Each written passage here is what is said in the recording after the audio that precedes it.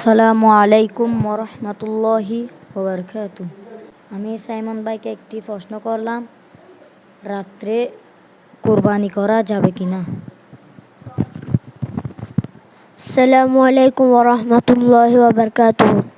আরমান ভাই আমাকে একটু প্রশ্ন করলো, রাত্রিতে কোরবানি করা যাবে কি না। উত্তর: রাতে কোরবানি করা জায়েজ আছে, তবে ফুকাহায়ে কেরাম রাতে অন্ধকার থাকার কারণে রকসময় কাটতে ভুল হওয়ার সম্ভাবনা থাকে, তা মাকরুহে তানজিনি।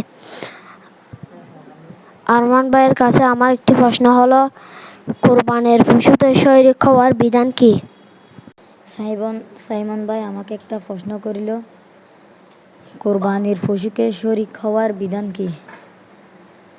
উত্তর: ছাগল, ভেড়া, দুম্বার মধ্যে শরিকি কোরবানি জায়েজ নেই, বরং একাকী করতে হবে। আর উট, গরু, মহিষের মাধ্যমে 7 জন শরিকি হতে পারবে, এর বেশি পারবে না।